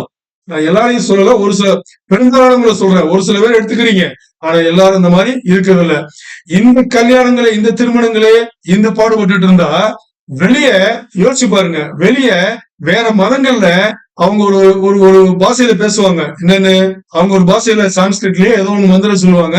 இவங்கள ஒரு சிலர் சொல்ல வைப்பாங்க, அவங்க சொல்லுவாங்க, அவருக்கும் புரியாது, இவங்களுக்கும் புரியாது, அவங்களுக்கும் வாழ்க்கை போயிட்டுதான் இருக்கு. ஓகே, அது நம்ம சப்ஜெக்ட்ல விட்டுருவோம். கடைசியில சொன்னார் இல்லையா, யார விட்டாலும் இந்த பெண்மகனை நீ விடக்கூடாது, அதே மாதிரி இந்த ஆண்மகனை நீ விடக்கூடாது அப்படின்னு கடைசியில சொன்னாங்களா, வாழ்க்கை கடைசி வரைக்கும். அதுக்கு என்ன அர்த்தம் அப்படின்னா, அது மோனோகமஸ் ரிலேஷன்ஷிப்னு சொல்லுவாங்க இங்கிலீஷ்ல. அப்படின்னா உடல் சம்பந்தப்பட்ட உறவு முறைகள் எதுவா இருந்தாலும் நீ யார்கிட்ட இருக்கக்கூடாது, இதுகிட்ட நீ யார கல்யாணம் பண்ணிக்கிறியோ இவங்க கிட்ட மோனோகமஸ் ரிலேஷன்ஷிப், அதாவது கணவன் மனைவிடத்தில் மாத்திரம்தான் எல்லா உறவுகளையும் வைத்துக் கொள்ள, உடல் உறவு சொல்ல எல்லா உறவுகளையும் வைத்துக் கொள்ள வேண்டும். மனைவியானவள் கணவனத்தில் மாத்திரம்தான் எல்லா உறவுகளையும் வைத்துக் கொள்ள வேண்டும். அதாவது கணவன் மனைவி சம்பந்தப்பட்ட விஷயத்துல எல்லா உறவுகளையும் உறவு முறைகளையும் வைத்துக் கொள்ள வேண்டும். அதுக்காக அப்பா அம்மா இல்ல மாமா மச்சினை இல்ல அத்தை அதான் கிடையாது. கணவன் மனைவி சம்பந்தப்பட்ட திருமண வாழ்க்கையிலே இவர்கள் இருவரின் உடல் சம்பந்தப்பட்ட எல்லா உறவுகளையும் உறவு முறைகளையும் இவர்கள் 2 பேரிடத்தில் மாத்திரம்தான் வைத்துக் கொள்ள வேண்டும். இதுதான் இதுக்கு அர்த்தம். நல்லா புரிஞ்சுக்கோங்க. இப்போ இதுல நம்பிக்கை இல்லைன்னா, நம்பிக்கைங்கிறது விசுவாசத்தோட கூட நம்பிக்கை இல்லை அப்படின்னா எப்படி நடக்கும்? நடக்க வாய்ப்பே இல்லை. ஓகே, இப்போ இவ்வளவு பேசுனதுக்கு அப்புறம் நம்ம 7வது கட்டளை என்னன்னு பார்க்க போறோம். அதுக்கு முன்னாடி இந்த விபச்சாரமும் வேசிக்கள்ளத்தனமும் செய்யாம இருக்கணும்னா ஒரு 4 வழிகள் இருக்கு. அது என்ன வழிகள் அப்படின்னு நம்ம பார்ப்போம். முதலாவதாக என்ன இருக்கணும்னா, நல்லா யோசிச்சு பாருங்க, நமக்கு நம்முடைய ஆண்டவரை பத்தி கொஞ்சம் நெஞ்சமாவது தெரியும். ஏன்னா நம்மளாம் ஆண்டவருடைய பிள்ளைகள். மாறு மனசு, அதாவது மனசு மாறி ஞானஸ்நானம் எடுத்து ஆண்டவரையே நம்ம ஆராதனை பண்றோம், பாடல்கள் மூலமாக மகிமைப்படுத்துறோம், எல்லாம் நம்ம ஜெபம் பண்ணி அவர்கிட்டயே கேட்கிறோம் நமக்கு என்ன வேணாலும். இதெல்லாம் நம்ம பண்ணும்போது ஆண்டவரை பத்தி கொஞ்சமாவது தெரிஞ்சிருக்கும். இப்போ நம்முடைய ஆண்டவர் ஒண்ணு எல்லாம் அறிந்தவர், எல்லா இடமும் இருப்பவர், எல்லா பலமும் பொருந்தியவர். இப்ப 2 எடுத்துப்போம், எல்லாம் தெரிந்தவர், எல்லா இடங்களிலும் இருப்பவர். அப்படின்னா நம்முடைய படுக்கறையில என்ன நடக்குதுன்னு அவருக்கு தெரியாதா? நம்முடைய படுக்கை அறைன்னு சொல்லும்போது, அடுக்கறைன்னு சொல்லும்போது ஏன் இதை சொல்றேன் அப்படின்னா, ஒரு கணவன் அவருடைய மனைவியிடம் மாத்திரம் அல்லது அவருடைய மனைவி ஒரு மனைவி கணவனிடம் மாத்திரம் இந்த உறவு முறைகளை வைத்துக் கொண்டால், உடல் உறவு மற்றும் எல்லா உறவு முறைகளையும் வைத்துக் கொண்டால் அது ஆண்டவர் பார்த்தா புனிதமானது, ஆண்டவருக்கு தெரியும். ஆனா இதே கணவன் இந்த அவருடைய மனைவியை தவிர இன்னொரு ஸ்திரீயிடம், இன்னொரு பெண்மகனிடம் இந்த உணர்வை வைத்துக் கொண்டால் ஆண்டவருக்கு தெரியாதா? தெரியும். அதனால் இங்கே நம்ம எல்லாருமே, ஆணாகட்டும் பெண்ணாகட்டும், எல்லாருமே நான் என்ன செய்தாலும் ஆண்டவர் என்னை கவனித்துக் கொண்டிருக்கிறார், என்னை பார்த்து கொண்டிருக்கிறார். ஏனென்றால் நான் ஆராதனை செய்யும் என் தேவன் எல்லா இடத்திலும் இருப்பவர், எல்லாம் தெரிந்தவர். இதை புரிஞ்சுக்கிட்டா போதும். இததான் நீதிமொழிகள் 15:3 நீதிமொழிகள் 15:3 என்ன சொல்லிருக்கு? 3வது வசனத்துல, என்னுடைய தேவன் எல்லா இடங்களையும் கவனித்துக் கொண்டிருக்கிறார், அவருடைய கண்கள் நல்ல விஷயங்களிலும் கவனித்துக் கொண்டிருக்கிறது, கெட்ட விஷயங்களையும் கவனித்துக் கொண்டிருக்கிறது. ஒரு கணவனாகட்டும் அல்லது மனைவியாகட்டும் இவர்கள் இல்லாமல் வேறொரு நபரிடம் உடலுறவு வைத்துக் கொண்டால் ஆண்டவருக்கு தெரியாதா? தெரியும். இதை நாம் உணர வேண்டும். நாம் தவறு செய்யும் பொழுது, நாம் வழி மாறும் பொழுது ஆண்டவர் என்னை கவனித்துக் கொண்டிருக்கிறார் என்பதை நாம் உணர வேண்டும். அந்த உணர்வு 24 மணி நேரம் நமக்கு இருந்தால் விபச்சாரத்தையும் வேசிக்கள்ளத்தனத்தை நாம் தவிர்க்க முடியும். இது முதல் காரணம். இரண்டாவது காரணமாக நாம் எப்படி என்றால், நாம் எங்கே போகிறோம், எதை பார்க்கின்றோம், எதை கேட்கின்றோம் என்பது மிகவும் முக்கியமானது. ஏனென்றால் நாம் எங்கே போகிறோம் என்பதும், எதை பார்க்கிறோம் என்பதும், எதை நாம் காதுகள் வழியாக கேட்கிறோம் என்பதுதான் நமது மூளையிலே வேலை செய்து அது சம்பந்தமான முடிவுகளிலே நம்மை நடத்துகிறது. இதை நாம் மிகவும் கவனமாக பாதுகாத்துக் கொள்ள வேண்டும், பார்த்துக் கொள்ள வேண்டும். இதற்கு உதாரணமாக யோபு நிருபத்திலே நன்றாக கவனிங்கள். 31ஆம் அதிகாரத்திலே முதல் வசனம் சொல்லுகிறது. என்ன சொல்கிறது என்றால், ஒரு இளம் பெண்ணை பார்க்க கூடாது. அதாவது அவருடைய அந்த ஒரு கற்பனையான ஒரு அசிங்கமான கற்பனையிலே ஒரு இளம்பெண்ணை நான் பார்க்க கூடாது என்பதற்காக என் 2 கண்களுடனும் நான் நிபந்தனை போட்டிருக்கிறேன் அப்படின்னு சொல்லிட்டு யோபு சொல்லுவாரு. யோபு ஒழுக்க சீலர், நம்ம எல்லாருக்கும் தெரியும். யோபு அந்த மாதிரி பிரச்சனையானதுக்கு காரணம் வேற காரணம், அது இன்னொரு வாட்டி நம்ம பார்ப்போம். சோ இங்க ஒழுக்கமான ஒரு யோபு அப்படி என்ன சொல்றாரு அப்படின்னா, அவனுடைய 2 கண்ணு இருக்குல்ல, அது கூட நிபந்தனை போட்டிருக்காரு. என்னன்னு, ஒரு ஒரு வயசு உள்ள, அதாவது ஒரு 16 25 அந்த வயசுன்னு வச்சுக்கோங்களேன், அந்த மாதிரி ஒரு இளம்பெண்ணை பார்க்கும் பொழுது என் கண்களுக்கு நான் பார்க்க கூடாது என்று நான் கண்களுக்கு நிபந்தனை போட்டிருக்கிறேன். ஏன்னா அந்த வயசுல இருக்க அந்த இளமன்களை பார்க்கும்போது என்ன ஆகும்னா, மனசு தேவையில்லாம கற்பனை பண்ணிக்கிட்டு போகும். அதுவே தப்புங்க. ஒழுக்கமின்மைக்கு அதுவே பெரிய தப்பு. அது பண்ணக்கூடாது. ஏன்னா இத இயேசு கிறிஸ்துவானவரே சொல்லியிருக்காரு. நீ பாடியும் அதாவது உடலும் சேரணுங்கிற அவசியம் இல்ல, நீ கண்ணிலே அந்த வேஸ்தனத்தை பண்ண முடியும் அப்படின்னு சொல்லிட்டு. இதுதான் இங்க யோபு கண்ணுக்கு நிபந்தனை போட்டிருக்காரு, அந்த மாதிரி பார்க்க கூடாது அப்படின்னு சொல்லிட்டு. இது மூணாவது காரணம் என்ன அப்படின்னு பார்த்தா, நம்ம நம்மள ஒரு லிமிட்டுக்குள்ள வச்சுக்கணும். நம்மள அதாவது ஒரு ஒழுக்கமான ஒரு வாழ்க்கையிலே நாம் நம்மை நிறுத்தி கொள்ள வேண்டும் அப்படிங்கறத இங்க இம்பார்ட்டன்ட். ஒழுக்கமான வாழ்க்கைக்குள்ள வச்சுக்கணும். பிராக்டிஸ் டெம்பரன்ஸ் சொல்லுவாங்க இங்கிலீஷ்ல. ஒரு ஒழுக்கமான வாழ்க்கை முறையில நம்ம தான் வச்சுக்கணும் அப்படின்னு சொல்லிட்டு இங்க இதுக்கு 1 கொரிந்தியர் 9:27 அப்போஸ்தலனாகிய பவுல் நல்லா எழுதியிருப்பாரு. என்ன எழுதியிருப்பாருன்னா, ஒரு கேம்ஸ் இல்லைன்னா ஒரு ஸ்போர்ட்ஸ்ல இருக்கிற ஒரு வாலிபன் அவனுடைய உடலை எவ்வளவு சீராக வைத்துக் கொள்வான், ஒரு டிசிப்ளின் வேலை கொண்டு போவான் இல்லையா, ஒரு ஒழுங்கான வழியில கொண்டு போவாரு. அது மாதிரி என்னோட உடலை நான் வச்சுக்கிறேன். ஐ டிசிப்ளின் மை பாடியும் பாரு, என்னோட உடலை நான் வச்சுக்கிறேன். ஏன் அப்படின்னு பார்த்தா ஆச்சரியமா இருக்கும். ஏன் அப்படி, அவர் ஒரு அத்லெட் கிடையாது. அத்லெட்னா ஒரு கேம்ஸோ ஒரு ஸ்போர்ட்ஸோ விளையாடுறவரோ ஓடுறவரோ அந்த மாதிரி கிடையாது. ஆனா அவர் ஏன் சொல்றாருன்னா, எனது உடலை நான் ஒரு ஒழுங்கான முறையில் வைத்துக்க, எனது சரீரத்தை டிசிப்ளின் மை பாடிங்கிறாரு. ஏன் அப்படி சொல்றாரு அப்படின்னா, சுவிசேஷம் நான் சுவிசேஷம் சொல்லும் போது, நற்செய்திகள் நான் சொல்லும் போது, நான் சொன்ன நற்செய்தியிலேயே நான் சொன்ன சுவிசேஷத்திலேயே நானே அது பின்வாங்க கூடாது, நானே அதுல விழுந்து போக கூடாதுங்கிறதுக்காக நான் என்னுடைய வாழ்க்கைய நான் ஒரு ஒழுங்கான வழியில வச்சிருக்கேன் அப்படின்னு சொல்லிட்டு. இன்னைக்கு கர்த்தராகிய பிள்ளைகள், கர்த்தருடைய பிள்ளைகளாகிய நாம் அந்த ஒரு ஒழுக்கமான வாழ்க்கையை நாம் சீரமைத்துக் கொண்டால், நல்லா யோசிச்சு பாருங்க, இந்த விபச்சாரம் இல்ல இந்த வேசிக்கணத்தனத்துக்கு நம்ம போக மாட்டோம். 4வதா, இது இந்த தாட்டு கொஞ்சம் பயங்கரமா இருக்கும். யோசிச்சு பாருங்க, பரிசுத்த வேதாகமத்துல இருக்கிறதா சொல்ல போறோம். என்ன தாட்டுனா, ஒரு கணவன் விபச்சாரம் செய்யணும், அதாவது இன்னொரு ஸ்திரீயிடம், இன்னொரு பெண்மகனிடம் உடலுறவு வைத்துக் கொள்ள வேண்டும் அப்படின்னு நினைக்கும் போது இன்னொன்னையும் நினைக்கணும். என்ன நினைக்கணும் தெரியுமா? நான் நினைச்ச மாதிரியே என் மனைவி, நான் கல்யாணம் பண்ணிட்ட மனைவி நினைச்சா அப்படிங்கிற நினைப்பு எப்ப இருக்கணும். அதே மாதிரி ஒரு மனைவி தன் கணவனிடம் அல்லாது இன்னொரு ஆண்மகனிடம் உடலுறவு வைத்துக் கொள்ள வேண்டும், அதுதான் விபச்சாரம். உடலுறவு வைத்துக் கொள்ள வேண்டும் அப்படின்னு நினைக்கும் போது, இதே கணவனும் செஞ்சா அப்படின்னு யோசிக்கணும். 2 பேருமே இப்படி யோசிச்சீங்க அப்படின்னாதான் இங்க ஒழுங்கா இருக்க முடியும், வாழ்க்கை ஒழுங்கா கொண்டு போக முடியும். சில விஷயங்களை பச்சையா பேச வேண்டியிருக்கு. நான் ரொம்ப பச்சையாலாம் பேசல, பட் அப்படிதான் பேசி ஆகணும். ஏன்னா அது வேதாகமம் கொடுத்திருக்கு. இப்ப இதுக்கு உதாரணம் பாருங்க.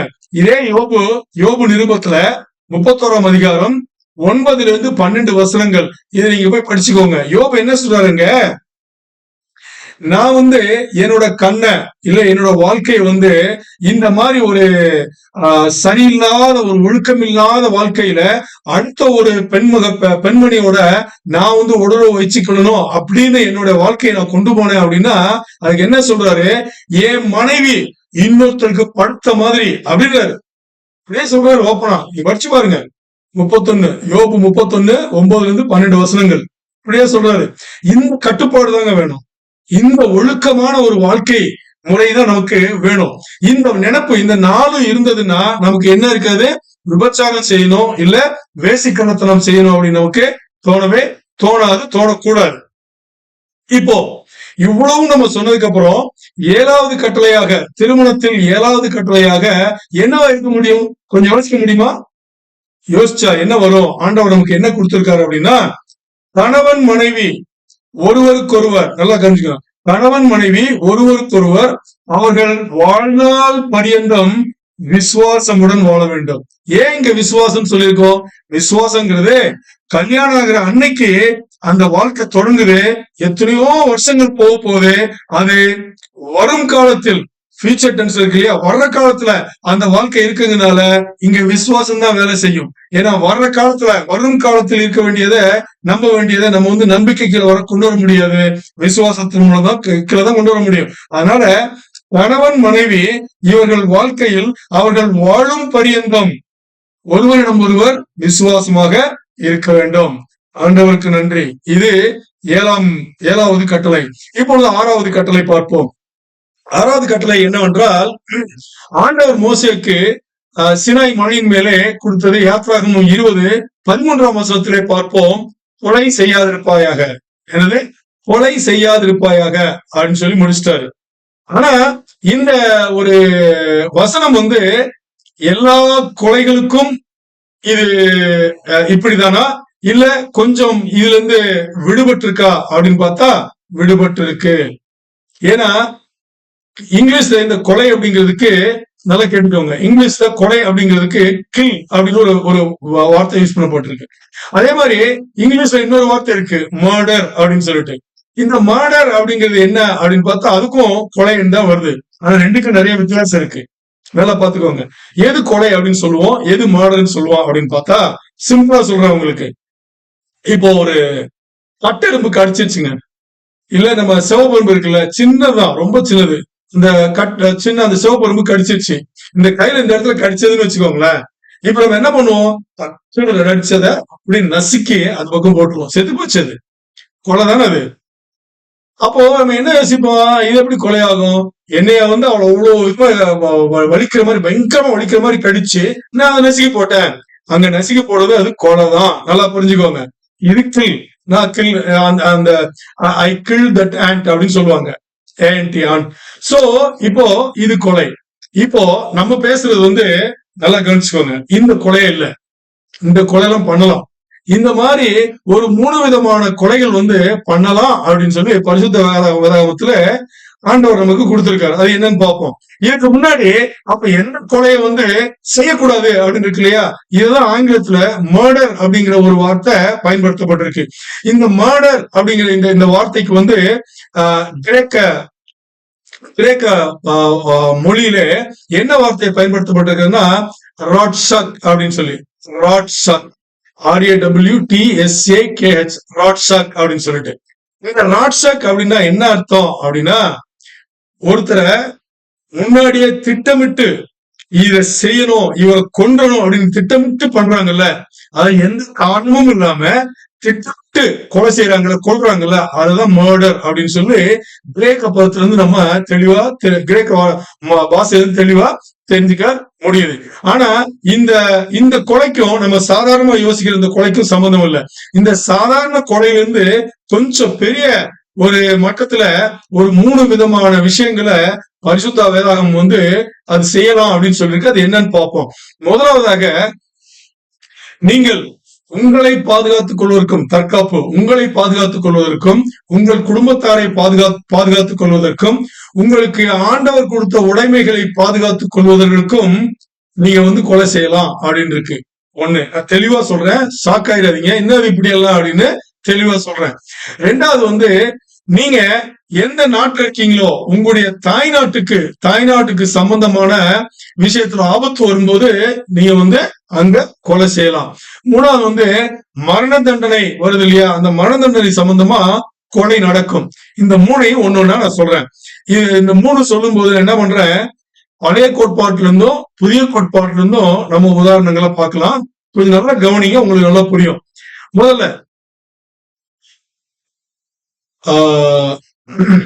நம்மளை தற்காப்பு செய்யறதுக்கும் நம்ம குடும்பத்தார தற்காப்பு செய்யறதுக்கும் அதே மாதிரி நமக்கு ஆண்டவர் கொடுத்த உடைமைகளை தற்காப்பு செய்வதற்கும் இதுக்கு ஆபத்தா ஏதாவது வரும்போது அதுக்கு கொலை செய்யலாம் அப்படின்னு சொல்றோம் இல்லையா, அது என்னன்னு நம்ம பார்த்தா இங்க பாருங்க, யாத்ராகமத்துல 22ஆம் அதிகாரம் 2ஆம் வசனம். யாத்ராகமம் 22ஆம்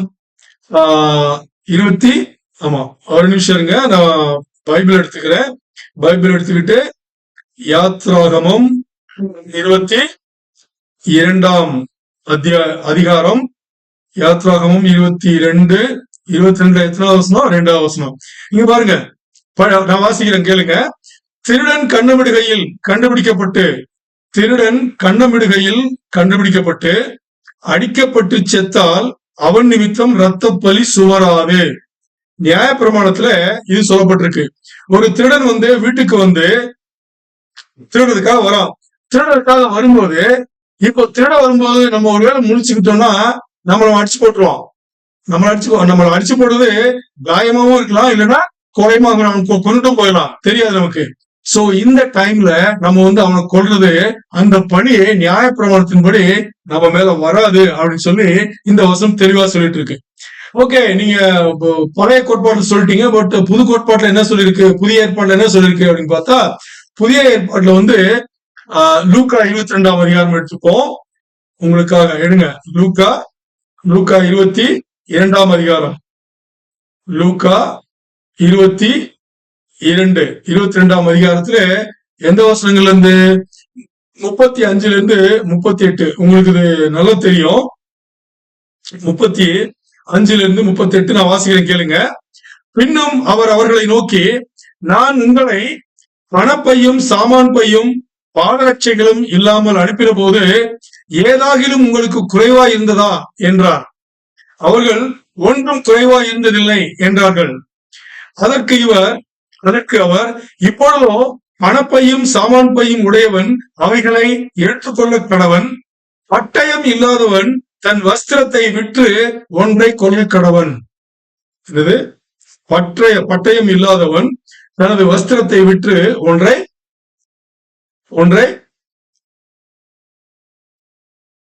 கொள்ள கடவன். அதாவது என்ன, இயேசு கிறிஸ்துவானவர் அவருடைய சீசர்கிட்ட சொல்றாரு. என்ன சொல்றாரு அப்படின்னு பார்த்தா ஆச்சரியமா இருக்கும். சுவிசேஷத்துக்கு போகும்போது நீங்க பணப்பை, உங்களுக்கு ஒரு ட்ரெஸ், இதெல்லாம் நீங்க எடுத்துக்கிறீங்க, ஓகே, அதெல்லாம் ஓகே. ஆனா உங்ககிட்ட கத்தி இல்லைன்னா, என்னது கத்தி இல்லைன்னா, அந்த கத்தி உங்ககிட்ட இல்லைன்னா உங்ககிட்ட துணியை வித்தாத ஒரு கத்தியை வாங்கிட்டு நீங்க கத்தியை உங்க கூட எப்பவும் வச்சிருங்க அப்படின்னு சொல்றாரு. யோசிச்சு பாருங்க, இயேசு கிறிஸ்துவானவர் அந்த கத்தியை நீங்க எடுத்துட்டு போங்கன்னு சொல்றாரு. இப்ப நீங்க பாருங்க, இஸ்ரவேல் மூப்பர்கள்லாம் இருக்கும்போது, பெரியவங்க இருக்கும்போது, அந்த அந்த சம்பாஷணையில பேதுரு என்ன பண்ணுவாரு, கத்தி எடுத்து காதை வெட்டுவாரா இல்லையா? யோசிச்சு பாருங்க. அப்போ ஒரு பிரச்சனை அப்படின்னு வரும்போது தற்காப்புக்காக, நல்லா கேளுங்க, தற்காப்புக்காக, தன்னுடைய உடைமைகளை பார்த்துக் கொள்வதற்காக, தன்னுடைய குடும்பத்தாரை பார்த்துக் கொள்வதற்காக கொலை தவறு கிடையாது அப்படின்னு இயேசு கிறிஸ்துவே சொல்லியிருக்காரு. ஆனா இன்னைக்கு நம்ம அந்த லெவலுக்கு போக போறதில்ல, யாரும் அந்த மாதிரி பண்ண போறது இல்ல. ஆனா பரிசுத்த கிரந்தம் இந்த மாதிரி சொல்லி இருக்கு, நல்லா புரிஞ்சுக்கோங்க. சோ இங்க இதெல்லாம் முடிச்சுட்டு நம்ம 6வது கட்டளை என்னன்னு பார்ப்போம். ரெண்டாவது என்னன்னா, தாய்நாட்டை காப்பதற்காக கொலை செய்யலாம் அப்படின்னா வேதாகமம் சொல்லுது. என்ன அப்படின்னு பார்த்தா, இங்க நமக்கு நிறைய வசனங்கள் இருக்கு. நான் அதுல உங்களுக்கு புதிய ஏற்பாட்டுல இருந்து ஒரு வசனத்தை எடுத்து நான் காமிக்கிறேன். புதிய ஏற்பாட்டுல வந்து 2வது புதிய ஏற்பாடு யோவான் 18ஆம் அதிகாரம். யோவான் 18ஆம் அதிகாரம் யோவான் 18ஆம் அதிகாரத்துல 36ஆம் வசனம். யோவான் 18:36. இப்போ இயேசு பிரதியுத்தரமாக, என் ராஜ்யம் இவ்வுலகத்திற்குரியதல்ல, என் ராஜ்யம் இவ்வுலகத்திற்குரியதானால் நான் யூதரிடத்தில் ஒப்புக் கொடுக்கப்படாதபடிக்கு என் ஊழியக்காரர்கள் போராடி இருப்பார்களே, இப்படி இருக்க என் ராஜ்யம் இவ்விடத்திற்குரியதல்ல என்றார். யோசிச்சு பாத்தீங்களா? அங்க என்ன சொல்றாரு? ஆஹ் என்னோட என்னோட கவர்மெண்ட், என்னோட ராஜ்யம் இங்க இல்ல சொல்றாரு. அவரு இயேசு கிறிஸ்து சொல்றாரு, என்னுடைய ராஜ்யம் மேல பரலோகம். என்னோட ராஜ்யம் இதுவா இருந்தால், இந்த உலகமாக இருந்தால், என்னோட சீசர்கள் இருக்காங்களே, என்னை நம்பினவங்க இருக்காங்கல்ல, அவங்க எல்லாம் எட்டு வந்திருப்பாங்களே, எட்டு போராடி இருப்பாங்கல்ல. போராடின என்ன நடக்காங்க? போராடின என்ன நடக்கும்? உயிரிழப்பு நடக்குமா இல்லையா? அது. சோ அதனால அந்த மாதிரி தேசத்திற்காக, பழைய நிபந்தனை பார்த்த நாட்டுக்காகவே ஒரு ஒரு இது இருக்கும். அதாவது யூதர்கள் இது வித்யோபதேச, என்ன சொல்லுவாங்க, டியூட்டரானமி இங்கிலீஷ்ல சொல்லுவாங்க இல்லையா? ஒரு நிமிஷம் இருங்க, அந்த வசனத்தை எடுத்து காமிக்கிறேன், உங்களுக்கு அது புரியும். அது ரொம்ப ரொம்ப ஒரு கொடுமையான ஒரு அதாவது வசனம் எப்படி இருக்கும் அப்படின்னா, ரொம்ப ஒரு உபாகமம் இருக்குல்ல, உபாகமம் நான் அதிகாரத்தை எடுத்துக்கிறேன். 19வது அதிகாரம் 21ஆம் வசனம். உபாகமம் 19வது அதிகாரம் 21 கடைசி வசனம். அது, உன் கண் அவனுக்கு இறங்க வேண்டாம், ஜீவனுக்கு ஜீவன், கண்ணுக்கு கண், பல்லுக்கு பல், கைக்கு கை, காலுக்கு கால் கொடுக்கப்பட வேண்டும். பாத்தீங்களா? ஒருத்தர் தப்பு பண்ணி பொய் சாட்சி சொல்ல வந்தா அதுல வரும். தப்பு பண்ணாங்க அப்படின்னா என்ன பண்ணக்கூடாது? அவன் எதுக்காக பொய் சாட்சி சொன்னானோ அது தப்பு நிரூபிக்கப்பட்டா என்ன பண்ணும்? தண்டனை கட்டா. அவன் உயிர் எடுக்கிறதுக்காக, அதுன்னா அவன் உயிர் எடுக்கணும். அவன் ஒரு காலுக்காக பொய் சாட்சி வந்தா கால் எடுக்கணும், பல்லுக்காக நான் பல்லு, கைக்காக நான் கை எடுத்துரு அப்படின்ட்டாரு. அது தயவுதாட்சியமே கிடையாது. இன்னொரு வசனம் சொல்றேன். அதே உபாகமத்துல 20வது அத்தியாயம் 20வது அதிகாரம் இருக்கு இல்லையா? அதே உபாகமத்துல 20வது அதிகாரத்துல, உபாகமம் 20ல முதல் வசனம் பாருங்க. உபாகமம் 20ல முதல் வசனம் என்ன வசனம் சொல்லுது? நீ உன் சத்துருக்களுக்கு எதிராக யுத்தம் செய்ய புறப்பட்டு போகையில், அதாவது என்ன சொல்றாங்கன்னா, நீ உன்னுடைய எதிரிக்கு எதிராக நீ யுத்தம் செய்ய போகும்போது நீ முதல்ல ஊருக்கு வெளியே இருந்து சமாதான தூது அனுப்பி அவங்க உன்கிட்ட சரண்டர் ஆயிட்டாங்கன்னா நீ எல்லாத்தையும் எடுத்துக்கோ, உயிரோட விட்டுறவங்க எல்லாம். ஒருவேளை சமாதான தூது அனுப்பி அவங்க சமாதானத்தை எடுத்துக்கல அப்படின்னா நீ செய்ய வேண்டியது படையெடுத்து ஊருக்குள்ள ஒருத்தரோட எல்லாத்தையும் கொண்டு அப்படின்ட்டாரு. இப்ப 2வது காரணம், நாட்டுக்காக இந்த செய்யப்படுகின்றது எல்லாமே கொலைக்கு கீழே வராது, அதாவது மர்டருக்கு கீழே வராது, திட்டமிட்டு செய்யற கொலை கீழே வராது. மூணாவது பாத்தீங்க அப்படின்னா, இங்க மரண தண்டனை சம்பந்தமா இங்க அது கொலை கீழே வராது. ஏன் வராது அப்படின்னா, இது புதிய ஏற்பாட்டிலேயே ரோமருக்கு எழுதின நிருபத்துல 13ஆம் அதிகாரம் 4ஆம் வசனத்துல அப்போஸ்தலர் பவுல் ரொம்ப நல்லா சொல்லியிருப்பாரு. என்ன சொல்லிருக்காருன்னா, அதிகாரத்தில் இருக்கிறவங்க, அதாவது இப்போ கவர்மெண்ட் இருக்குல்ல, ஆட்சி செய்யறவங்க, அதிகாரத்துல இருக்கவங்க அவங்களுடைய ஆயுதங்களை ஏன் பயன்படுத்துவாங்க அப்படின்னு சொல்லி, தப்பு பண்ணாதான் பயன்படுத்துவாங்க, ஆனா அங்க கொலை நடக்கும் அப்படின்னு சொல்லி தண்டிக்கப்படுவாங்க, மரண தண்டனை விதிக்கப்படும்.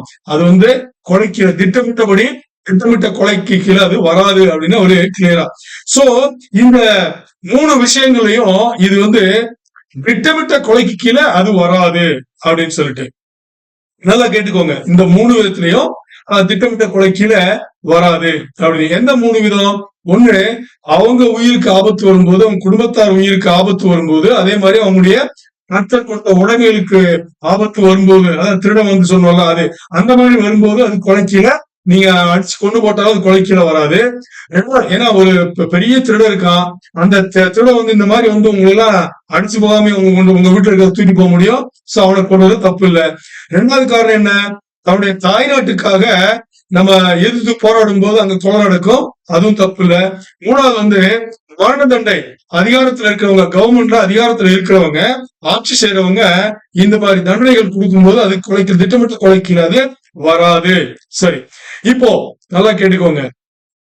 பழைய ஏற்பாடு புதிய ஏற்பாடு நல்லா தெரியும். பழைய ஏற்பாடு நியாய பிரமாணத்தின் கீழே அது போயிட்டு இருந்துச்சு. பழைய ஏற்பாடு நியாய பிரமாணத்தை அப்படியே பின்பற்றி போயிட்டு இருந்துச்சு. ஆனா புதிய ஏற்பாடு பரிசுத்த ஆவியானவர் எப்படி நம்ம நடத்துகிறாரோ அதை பின்பற்றி தான் நம்ம போயிட்டு இருக்கோம். நம்ம வாழ்க்கையை அப்படிதான் நம்ம அமைச்சுக்கிட்டு இருக்கோம். இதனால புரிஞ்சுக்கணும். பழைய ஏற்பாட்டிலே இருந்து கஷ்டப்படாதீங்க. புதிய ஏற்பாட்டுல பரிசுத்த ஆவியானவரோட அந்த பரிசுத்த ஆவியான தேவனுடைய அந்த அந்த வழியை தான் நம்ம பின்பற்றி போகணும். அவர் தான் நம்ம நடத்துறாரு இல்லையா? இப்ப நல்லா கேளுங்க. இப்போ இயேசு கிறிஸ்துவானவர் இந்த 6வது கட்டளை இருக்குல்ல, அதாவது கொலை செய்யாதிருப்பாயாக அப்படின்னு இருக்கு இல்லையா? இந்த கொலை செய்யாதிருப்பாயாக என்ற இந்த 6வது கட்டளையை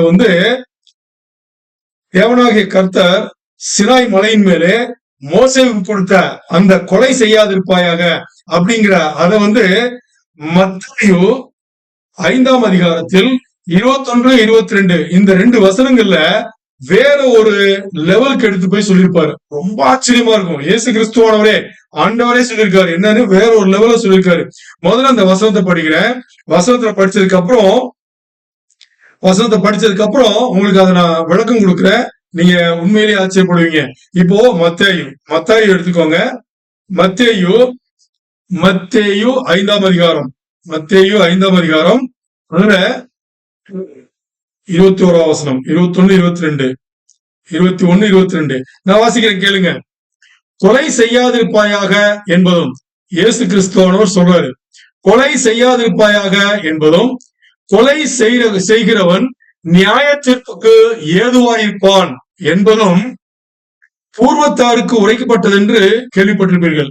இது நமக்கு தெரியும். முன்னாடி நமக்கு நியாயப்பிரமாணத்தில் சொல்லப்பட்டிருக்கு அப்படின்னு சொல்லி இயேசு கிறிஸ்துவானவர் சொல்லிட்டு இப்போ 22ஆம் வசனத்தை சொல்றாரு. என்ன சொல்றாரு?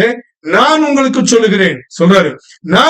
சொல்லுகிறேன் தன் சகோதரனை நியாயம் இல்லாமல் கோபித்துக் கொள்பவன் நியாய தீர்ப்புக்கு ஏதுவாயிருப்பான்.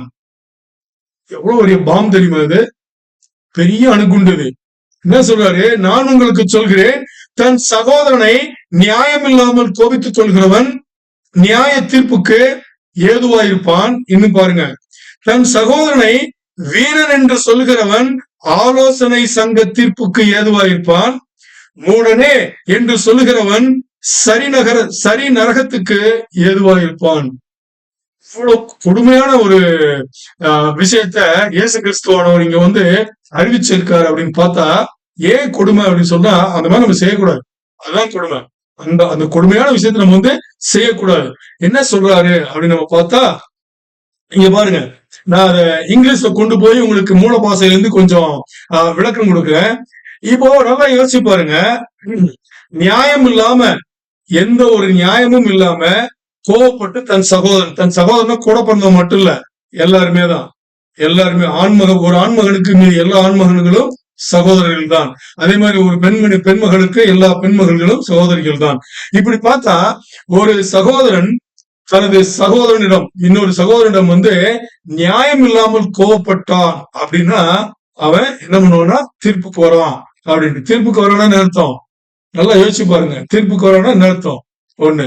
ரெண்டாவது அதாவது கோர்ட், இந்த ஊர்ல கோர்ட் இருக்குல்ல, அதுக்கு ஈக்குவல் ஆண்டவர்கிட்ட அந்த அளவுக்கு, அதாவது கண்டிக்கப்படத்தக்கவன் அப்படிங்கிறதுக்கு. ரெண்டாவது வீணன் அப்படின்னு சொல்றாங்க. இங்கிலீஷ்ல அதுக்கு யூ குட் ஃபார் நத்திங் இருக்கு. குட் ஃபார் நத்திங் அப்படிங்கறத அராமிக் பாஷை இருக்குல்ல, அராமிய பாஷைன்னு ஒண்ணு இருக்கு. அந்த அராமிய பாஷையில ராக்கா அப்படின்னு ஒரு வார்த்தை பயன்படுத்தப்பட்டிருக்கு. இந்த ராக்கா அப்படிங்கிற வார்த்தைக்கு என்ன பொருள் அப்படின்னு பார்த்தா, மண்டையில ஒண்ணு இல்லாதவன், தலையில ஒண்ணு இல்லாதவன், மூளை இல்லாதவன் அர்த்தம்.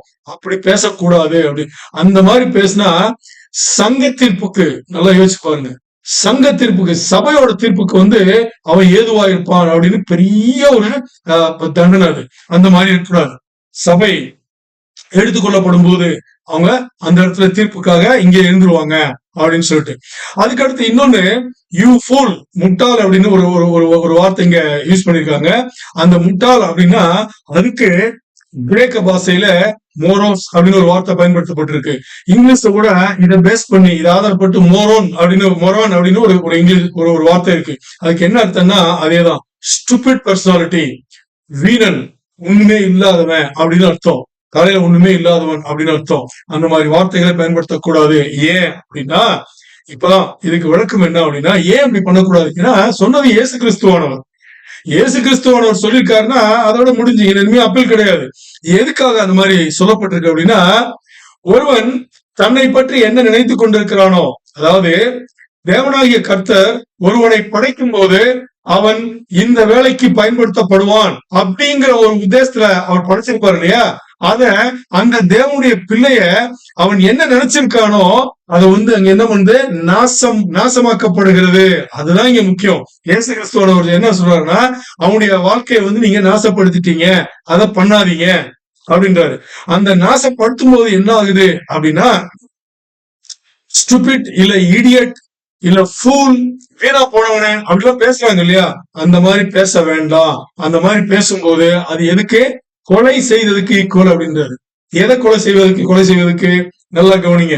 இது ஒரு வித்தியாசமான கொலை. என்ன மாதிரி கொலை அப்படின்னா, ஒரு இறைவன் படைப்பிலே, ஆண்டவன் படைப்பிலே இருக்கின்ற ஒரு ஆண்டவனுடைய குழந்தையை அப்படிலாம் பார்த்து பேசும்போது என்ன ஆகுதுன்னா, அந்த ஆண்டவனுடைய குழந்தைய, அந்த ஆணுடைய பிள்ளை நீங்க கொல்லல, ஆனா அவருடைய வாழ்க்கையை கொண்டுட்டீங்க. அதான் இங்கிலீஷ்ல அழகா சொல்லிருக்காங்க, you can kill a life without killing a person அப்படின்னு.